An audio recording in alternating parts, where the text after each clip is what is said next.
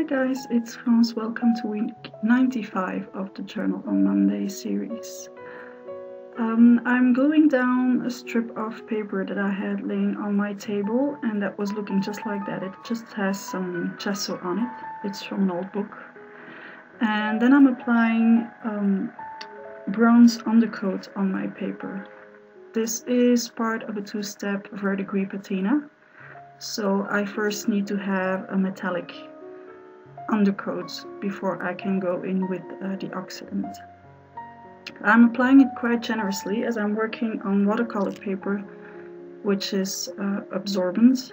I really want to make sure that I have enough metallic material on top of the paper before I go in with the next step.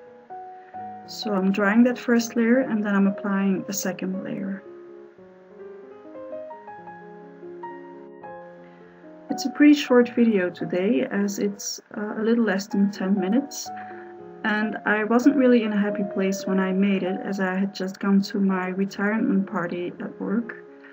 But as the new Stampetic Designer Challenge is challenging us to work with a sentimental phrase or word, I thought it would be a good idea to have an art journaling page done on the feelings of the moment.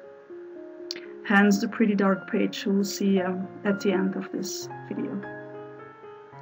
So once everything is dried completely, I can go in with the verdigris oxidant.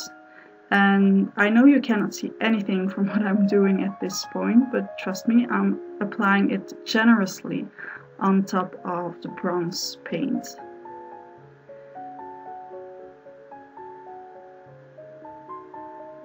And once I'm done applying it, I have to wait for it to start react. So patience, it's not my forte.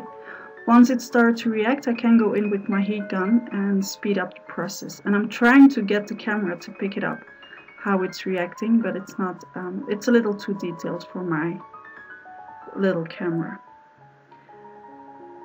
Next step, I want to add some blue shadings on the edges, and I'm doing so by spraying several blue shades of Lindy Stem Gang sprays.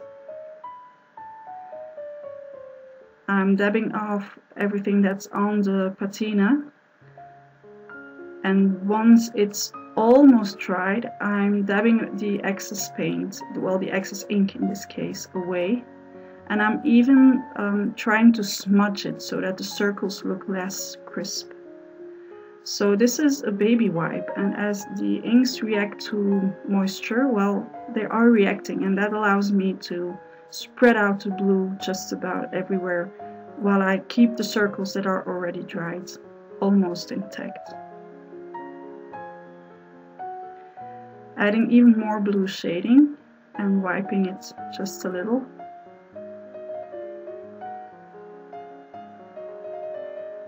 And this actually wasn't that good of an idea because I'm wiping part of the verdigris patina away.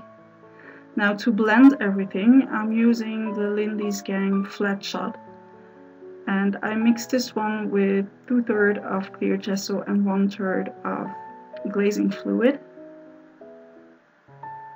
And I'm really trying to get everything to blend nicely together, to push back the blue, while the brown and the blue go from one to another in a fluid line instead of in a hard brown spot in the middle of the page. So while I'm applying the paint, I'm keep going in with a dry cloth or a baby wipe, depending on how much paint I want to take off. So I'm going from one to the other, as you can see. And I keep going in with the paint until I have a blended something that I like.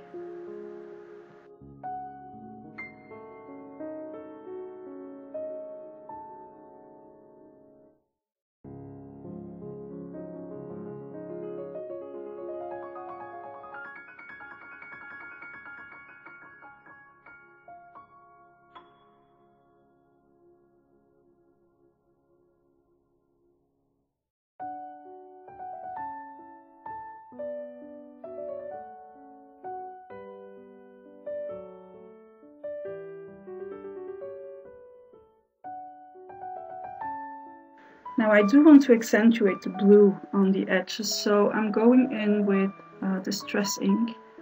And if you want to have the name from all the colors and products that I used, check out my blog. You will see the link at the end of the video, where I add a complete list of ingredients that I'm using for this. And then using a baby wipe, I'm blending the Distress ink with what's already on my spread. Adding a darker brown edge to everything, which will help the eye focus on the spread.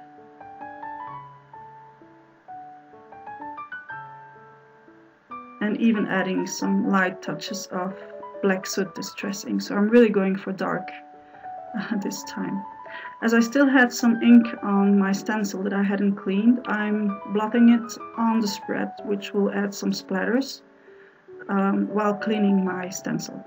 So no wasting. And I wanted to accentuate a bit of the verdigris patina on that piece of paper that I glued on my page. So I'm adding just a tiny bit of the bronze on the coat, here and there.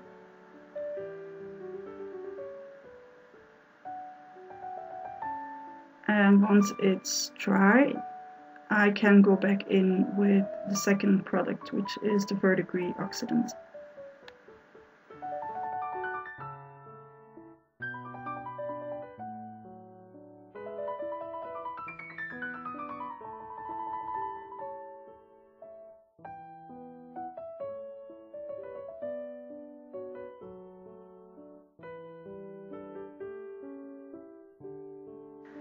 And I decided to add some stamping using my design cube by Stampatique and Distress ink,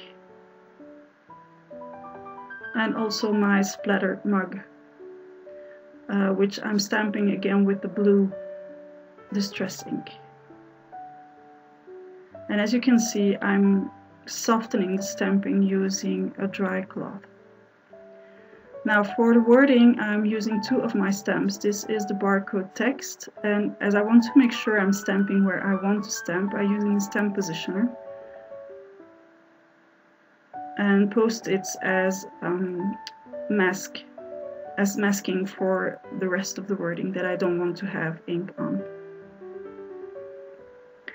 So I'm combining two words from two different stamps to have the wording that I want to have, which in this case is fragile heart.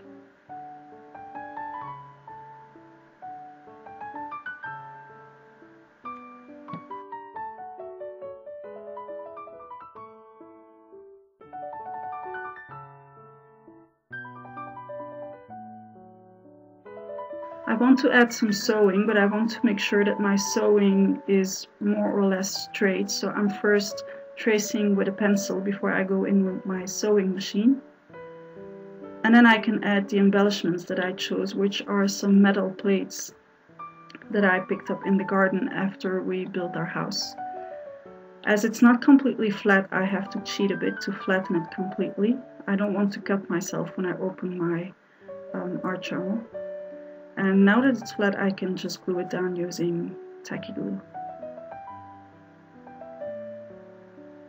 Everything looks wonky on this page, so I used my ruler to make sure it was more or less straight.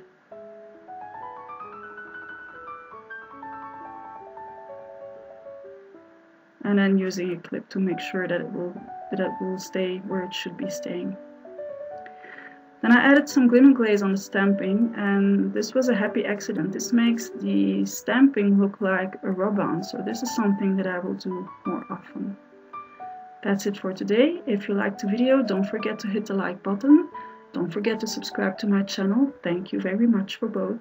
And see you back next week. Ta-da!